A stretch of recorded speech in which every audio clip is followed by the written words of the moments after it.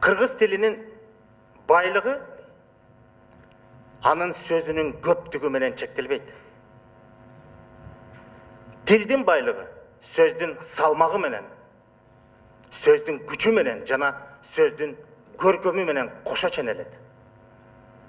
Кыргызда бир улуу сөз бар. Кан бийлигинен нарк күчтүү деген. Бүгүн Кыргыздын мамлекетинин жүргүзгөн саясатында ушул улуу сөзгө орун жок. Тилекке каршы. Себеби Кыргыздын дүйнө таанымында жашоо адебинде элдик нарк ар дайым бийликтен жогору турган. Бийлик элге кызмат кылган, элдин кызыкчылыгын коргогон. Бүгүн болсо тескерисинче болуп калды.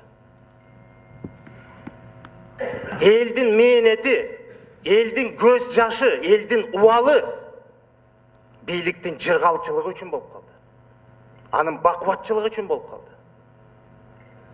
Ушундан улам биз нарк деген сөздүн маанисин түшүнбөй, жашоодогу ордун жоготтук.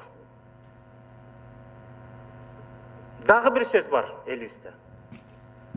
Канча тил билсең, ошончо дил билесиң деген. Башка тилди билүүгө биз чек койбошубуз керек. Колдон келсе өздөштүрүш керек. Ошол чет тилдер сенин улутуңдан сырткары алкактагы адамзаттын жашоосун тааныганга керек. Алар менен алака түзүп, алар менен достукта, рашкерликте жашаганга негиз жана өбөлгө болуп берет. Бирок өзүңдүн тилиңди билбегениң, өзүңдүн дилиңди билбегениң да. Демек, өзөгүңдү, тамырыңды, табиятыңды тааныбагандык, ким экениңди тааныбагандык да. А өзүңдү тааныбай туруп, элиңе, мамлекетиңе кандай кызмат өтөй аласың?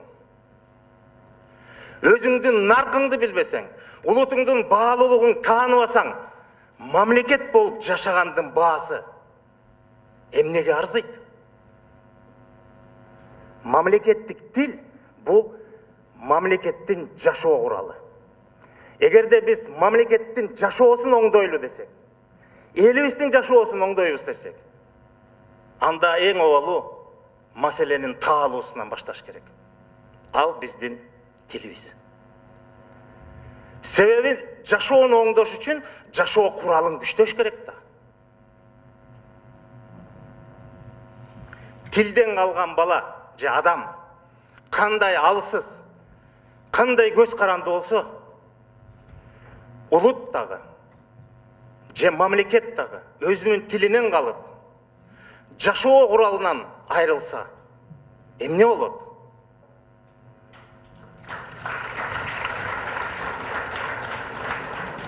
Дагы айтарым,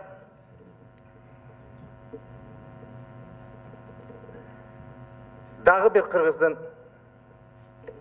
улуу сөзү бар. Кан бийлигинен нарк күчтүү дегенди талдадык. Эми сөзүм кургак болбош үчүн мен бир мисалды келтирейин. Кыргыз эли элдин башына падыша болуп келген адамды кан деп атайт.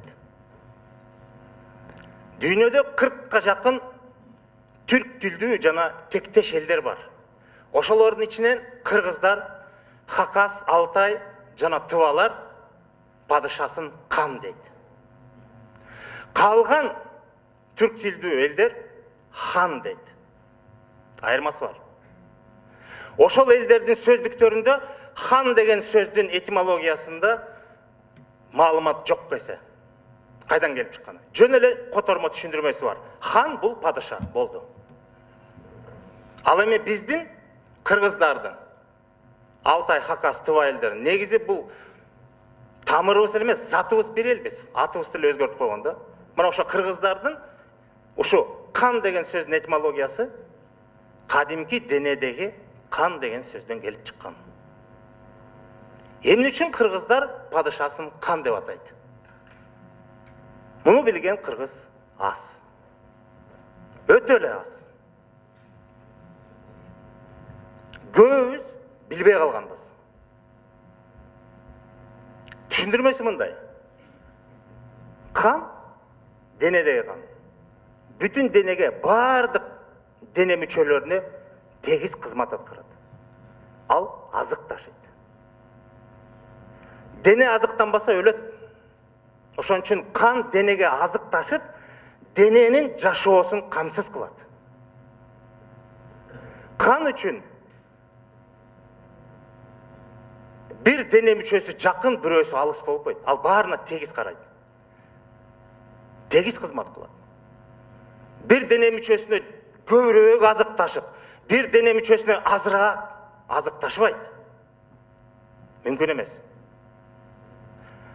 Мына ошондуктан кыргыздар эл башына келген адамды, падышаны, кан деп атаганы, ошол денеге кан кандай тегиз кызмат кылса, элдин башына келген кан ошондой адилет, калыс кызмат кылсын дегени. Баса белгилеп кетчү. Кызмат кылсын, бийлесин эмес, кызмат кылсын. Ошон үчүн элибизде ушундай сөз бар. Туура бийде тууган жок, ыймандуу бийде. Туугандуу бийде ыйман жок дейт. Туура бийде тууган жок, тууганчыл бийде ыйман жок дейт.